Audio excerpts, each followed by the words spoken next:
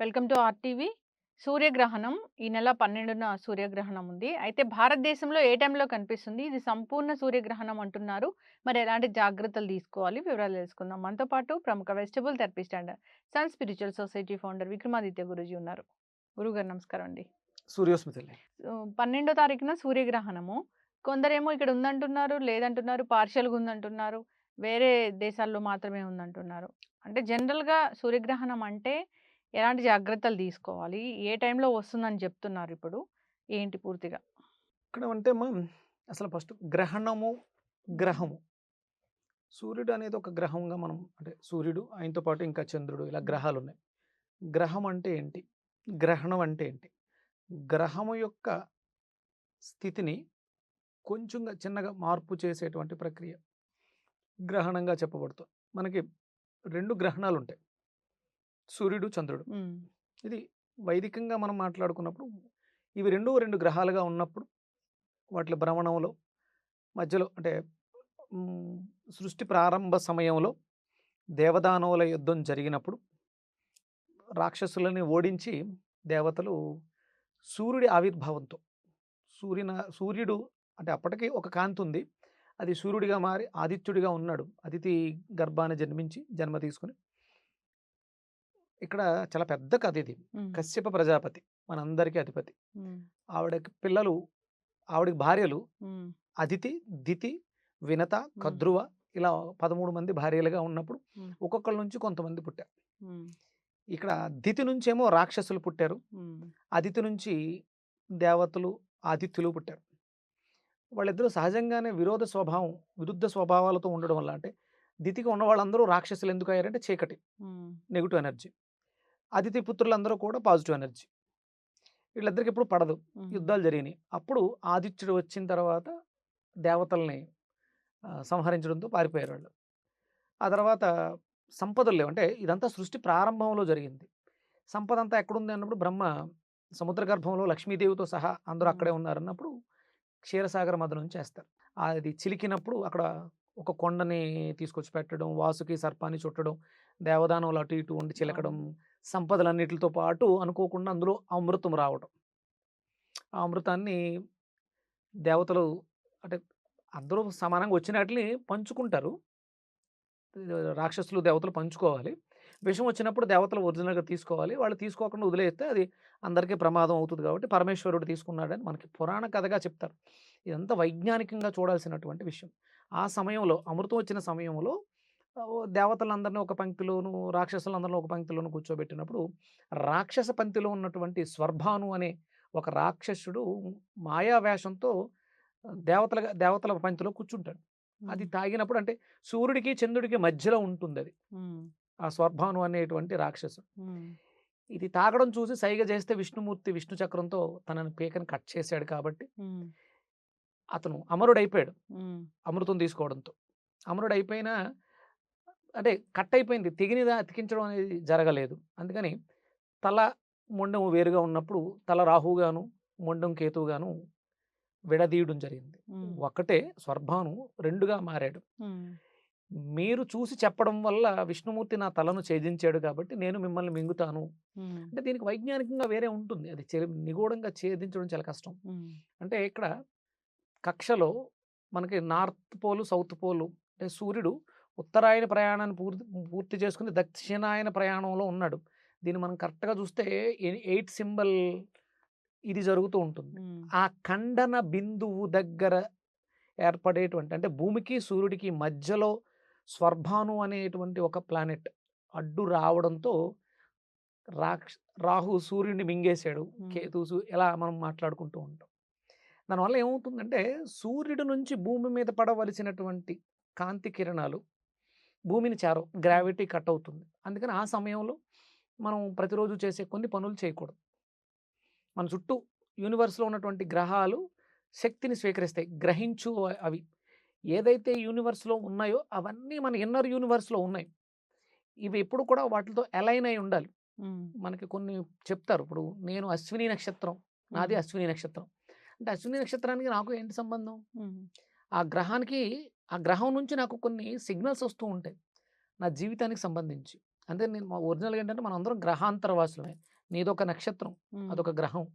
దాని నుంచి నీకు హ్మ్. సిగ్నల్స్ వస్తూ పర్ఫెక్ట్‌గా ఉంటే నీ జీవితం చాలా హ్యాపీగా ఉంటది. హ్మ్. కొంతమంది బావుంటారు. చాలా తెలివిగా, షార్ప్‌గా ఉంటారు. హ్మ్. అంటే వాళ్ళకి ఆ గ్రహస్థితి బావుంది. గ్రహస్థితి లోపల బావుంది కాబట్టి ఆ సిగ్నల్స్ పర్ఫెక్ట్‌గా ఉండి వాళ్ళు అనుకున్నది బాగా సాధించగలుగుతారు.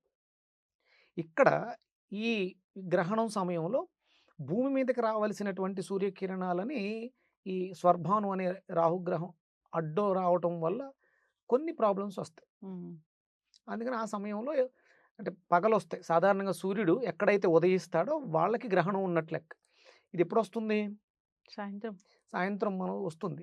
9 చిల్లరకి ఎప్పుడో అన్నారు. హ్మ్. అంటే మనకి సూర్యాస్తమయం 6 చిల్లరకి. హ్మ్. 5:45కో, 6 గంటలకో ఉంటుంది. హ్మ్. అక్కడి నుంచి ఒక గంట, గంటన్నర ఉంటుంది. హ్మ్. 7, 7:30 వరకు మనకి ఆ సూర్యుడి తాలూకు ఎఫెక్ట్ మన భారతదేశంలో ఉంటుంది. హ్మ్. అంటే అది ఎక్కడైతే సూర్యాస్తమయం జరుగుతుందో ఆ ప్రాంతం మీద అధికంగా ఉంటుంది. హ్మ్. ఎక్కడైతే సూర్యోదయం జరుగుతుందో అంటే హ్మ్. భూమి తన చుట్టూ తాను తిరుగుతూ ఎక్కడైతే పడుతుందో ఆ సూర్యకిరణాలు పడవు కాబట్టి ప్లస్ ఈ గ్రహం తాలూకు అదే స్వర్భాను యొక్క ఎఫెక్టు భూమి మీద విషపు ఛాయలు జల్లుతాయి. హ్మ్. మధ్యలో అడ్డొచ్చింది. ఫోకస్ చేసాం. హ్మ్. ఒక సూర్యుడికి ఎదురుగుండా ఒక రెడ్ కలర్ లైట్ పెడితే కాంతి ఇక్కడ సూర్యుడి దగ్గర బయలుదేరింది తెల్లగా ఉన్నా, ఎర్రగా ఉన్నా హ్మ్. ఇక్కడ మనం పెట్టిన గ్లాస్ ఎఫెక్ట్ అవతల వైపు పడుతోంది. హ్మ్. అందుకనే మనకి రాహుకేతువుల్ని ఇన్‌ఫ్రారెడ్, అల్ట్రావైలెట్ రేసెస్ కింద మాట్లాడతారు. ఎప్పుడైతే సూర్యుడికి, భూమికి మధ్యలో అవొచ్చినాయో దాని తాలూకు ఎఫెక్ట్ మన మీద పడుతుంది. హ్మ్. దానివల్ల మనకు ఇబ్బందులొస్తాయి. అందుకనే ఆ సమయంలో తినటాలు, హ్మ్. తాగటాలు అవి చెయ్యొద్దు. హ్మ్. ఆ సమయం. రేస్ ఆ మంచిగుండవు. రేస్ మంచిగా ఉండవు హ్మ్. అని చెప్పడం జరిగింది తప్ప హ్మ్. ఇదేమి అంటే రాహు వచ్చి సూర్యుడిని మింగేస్తాడు. హ్మ్. అది మింగడానికి 9000 యోజనాలు 1,17,000 కిలోమీటర్ల ఇప్పుడు పొడవు. మీరు చెప్పిన దాన్ని బట్టి మింగడమేగా. అది మింగడం కాదు హ్మ్. అడ్డొచ్చిందమ్మా. హ్మ్.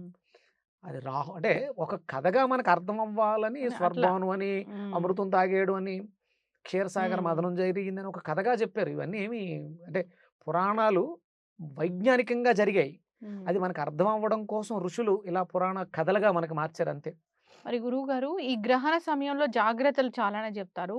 అన్నిటి ఆహార పదార్థాల మీద దర్భ వేయాలని మనము అంటే విగ్రహాలు గూడా అంటే పూజా మందిరాన్ని గూడా క్లోజ్ చేయాలి.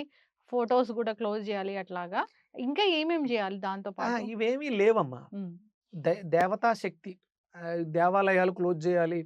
ఫోటోలు క్లీన్ చేయాలి. గుళ్ళు మూసేయాలి. అలా ఏమీ లేదు. హ్మ్. అంటే ఆ సమయంలో అనుష్ఠానం చేసుకుంటే మంచిది. హ్మ్. ఏదైతే గ్రహానికి భూమి మీద పడకుండా అంటే సూర్యుడికి, భూమికి మధ్యలో వచ్చి ఒక గ్రహం అడ్డొస్తుంది కాబట్టి దాని ఎనర్జీ మనకి డెఫిషియన్సీ వస్తుంది, తగ్గుతుంది కాబట్టి ఆ సమయంలో ఆ గ్రహానికి సంబంధించినటువంటి మంత్రోచ్చారణ చేసుకోవడానికి సమయం.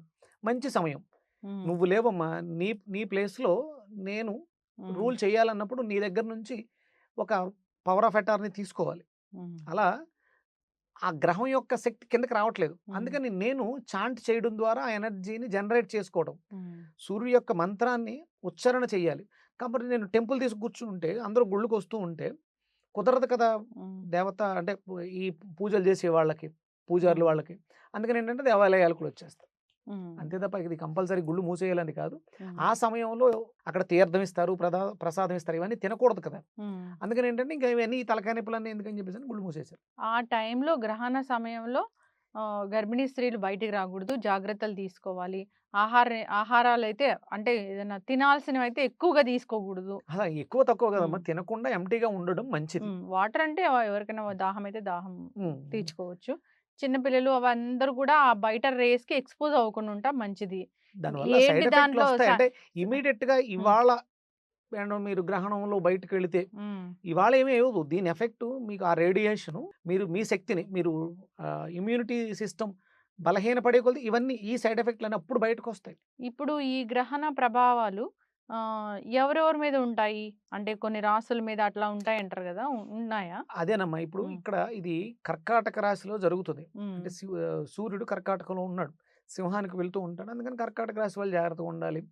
అలాగే రవి మీనంలో రవి ఉన్న వాళ్ళకి అంటే జాతక చక్రంలో రవి బలహీనంగా ఉన్నవాళ్ళు వాళ్ళు దీన్ని కొంచెం ప్రధానంగా తీసుకోవాలి. హ్మ్. ముఖ్యంగా కర్కాటక రాశిలో జరుగుతుంది కాబట్టి తర్వాత మళ్ళీ ఆయన 16వ తారీఖు హ్మ్. సింహరాశిలోకి వెళ్ళిపోతారు. హ్మ్. ఏ రాసుల వాళ్ళైనా జాగ్రత్తగా ఉండడం అందరూ మంచిది. జాగ్రత్తగానే ఉండాలి.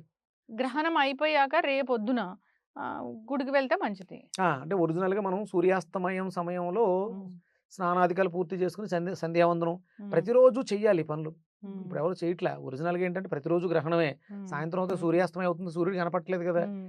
సూర్యాస్తమయ సమయంలో అందరం కూడా సంధ్యావందనం చేసి, సూర్యుడికి అర్ఘ్యం ఇచ్చి, జపం చేసుకొని పడుకుంటే ఆరోగ్యంగా ఉంటాం. హ్మ్. అసలు ఇప్పుడు ఎవరికీ అంత సమయం లేదు. హ్మ్. కనీసం ఈ గ్రహణం సమయంలోనన్నా చేస్తే మంచిది. హ్మ్. ప్రతిరోజు చేయాలి. గ్రహణంలో విశేషంగా జపం అయి చేసుకుంటే చాలా మంచిది. ఇలా పట్టు స్నానం అయిపోయినట్టే. హ్మ్. విడుపు స్నానం మనం పొద్దుటే లేసిన వెంటనే చేసుకోవచ్చు. లేదు కొంచెం అవేకనంగా ఉన్నాం. సూర్యాస్తమయం తర్వాత 9:30, 10కి మనకి దాని పూర్తి ప్రభావం తగ్గిపోద్ది హ్మ్. భారతదేశానికి. ఎక్కడైతే జరుగుతుందో అక్కడ ఉంటుంది గానీ మనకుండదు. అందుకని ఏంటంటే 9కి అలా మళ్ళీ ఇంకొకసారి స్నానం చేసేసి హ్మ్. లైట్‌గా ఏదన్నా హ్మ్. గోరువెచ్చటి పాలు, మిరియాల పాలు అలాంటివి తీసుకొని లైట్‌గా అసలు హ్మ్. తినకుండా ఉండాలమ్మా. నైట్‌లో ఎప్పుడు తినకూడదు. హ్మ్. అందుకని ఏంటంటే ఏదైనా వేడిగా ఉండేటువంటి పాలో, జావో తాగేసి పడుకుంటే హ్మ్. మంచిది. ఇలా అలా లేదన్నప్పుడు పట్టు స్నానం చేసేసి తెల్లారి లేసిన తర్వాత విడుపు స్నానం కూడా చేయొచ్చు. దర్బలు వేస్తే కొంతవరకు ఆ ఫుడ్‌కి మీద ఈ సైడ్ ఎఫెక్ట్‌లు ఉండవు. దర్బని దానికి చాలా శక్తి ఉంటుంది. హ్మ్. ఎందుకంటే అమృతం వచ్చిన తర్వాత ఆ హ్మ్. పాత్రని ఆ దర్బ ఒలికిపోయిందంటగా ఆ! గురువు. ఒక చుక్క ఒలికి అమృతం దాని దర్బల మీద పడిందని హ్మ్. శాస్త్రం చెప్తుంది. దానికి ఇంకో కథేదో ఉంటుంది. అది హ్మ్. మనం వైజ్ఞానికంగా చూడాలి. ఆ పాములు వాటిని తినడం వల్లే ఆ నాలిక చీరిగిపోయిందని చిరిగిపోయింది. చెప్పేసని. నాకడం వల్ల అమృతాన్ని తెలిసిందమ్మా. హ్మ్. ఇలా తెలుసుకోవాలి అందరూ. అలా కొంచెం ఉత్సుకతతో ఉంటే ఇప్పుడు చాలా ఈజీ అయిపోయింది. మీరు హ్మ్. ఏదడిగినా మనకి చాట్‌జీపీటీ చెప్పేస్తుంది. హ్మ్. చాట్‌జీపీటీ చెప్పినా, గురువులు చెప్పినంత గొప్పగా అది ఉండదుగా. కొంచెం అన్వయించుకొని ప్రస్తుత పరిస్థితులుగా మనం ఇది చేస్తాం కాబట్టి తెలుసుకుంటూ ఉండాలి. హ్మ్. పాటించండి. ప హ్మ్. దీనివల్ల వచ్చే నష్టం ఏమి లేదు. ఇదేదో పెద్ద మూఢనమ్మకం, బయటికి పోకూడదు, దానికోసం మేము అది చేసాం. అంటే ఒక పెద్దలు చెప్పారు, ఇట్లా ఉండండి, బయటికెళ్ళకూడదు, రేస్ పడతాయి, అయి మంచిది గాదు అని. జాగ్రత్తలు తీసుకుంటే మంచిది. పోయేదేముంది? దానికోసం మళ్ళీ సైంటిఫికల్‌గా ఇంత ప్రూవ్ చేయాలి, అంత ప్రూవ్ చేయాల్సిన అంత అవసరాలు అమ్మ లేవు. సైన్స్ గొప్పదే. హ్మ్. ఎంత గొప్పదైనా సరే హ్మ్. వేదాన్ని, మన శాస్త్రాన్ని హ్మ్. దాటాలి అంటే దాన్ని ఇంకా డీకోడ్ చేయాలంటే సైన్స్ ఇంకా చాలా డెవలప్ అవ్వాలి. హ్మ్. ఆల్రెడీ 100 టైమ్స్ డెవలప్ అయినటువంటిదే మన శాస్త్రం, వేదం. హ్మ్. ఇవే ప్రమాణాలు. దీన్ని డీకోడ్ చేయాలంటే సైన్స్ ఇంకా ఎంతో అభివృద్ధి చెందాలి. సైన్స్ గొప్పది కాదని కాదు. హ్మ్. ప్రస్తుతం ఉన్న పరిస్థితుల్లో సైన్స్ గొప్పదే. కానీ మన శాస్త్రాన్ని డీకోడ్ చేయాలంటే ఇంకా సైన్స్ అభివృద్ధి చెందాలి. యెస్. అప్పటి వరకు మన జీవితాలను కోల్పోతాం. మన జీవితాలు సరిపోవు. ఎన్నో తరాలు జరుగుతూ ఉంటుంది. అందుకని ఏంటంటే మనం హ్మ్. శాస్త్రానికి గౌరవాన్ని ఇవ్వాలి. చక్కటి ఇన్ఫర్మేషన్ గురువుగారు. సూర్యగ్రహణము ఇది సంపూర్ణ సూర్యగ్రహణం మనకి కాస్త 1 ½ అవర్ మాత్రమే ఉంటుంది అని చెప్తూ ఉన్నారు. పాక్షికంగానే ఉంటది మనకి. ఇతర దేశాల్లో ఫుల్‌గా ఉంటుంది. ఏదైనా గ్రహణము చెప్పారు పెద్దలు ఇట్లా పాటించండి అంటే, ఆ పద్ధతులు పాటిస్తే మంచిది. అందరూ కూడా హెల్తీగా, హ్యాపీగా ఉండాలని కోరుకుందాం. మూఢనమ్మకాలు మరీ మూఢనమ్మకాలు తెచ్చిపెట్టట్లేదు మనము. కానీ జాగ్రత్తలైతే తీసుకోవాలి. తీసుకోవాలి. చక్కటి ఇన్ఫర్మేషన్ అండి.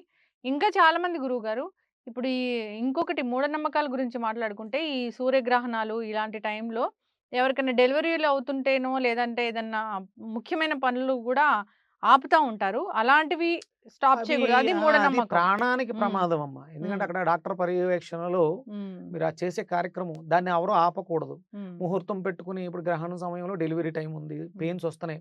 ఆ గంట సేపు ఆపితే హ్మ్. లోపల బిడ్డకి ప్రమాదం హ్మ్. జరగొచ్చు. అలాంటివి మనం ముందు తలరాతల్ని మార్చలేం. హ్మ్. అందుకని ఏంటంటే అలాంటి మూఢనమ్మకాలకు వెళ్ళకండి. హ్మ్. నిపుణుల పర్యవేక్షణలో, డాక్టర్ పర్యవేక్షణలో డాక్టర్ పర్వాలేదు అంటే తప్ప హ్మ్. మీరు సొంతంగా నిర్ణయాలు తీసుకొని ప్రాణాల మీదకి తెచ్చుకోవద్దు. ఇంకా చాలామంది అట్లా గూడా ఆలోచిస్తా ఉన్నారు.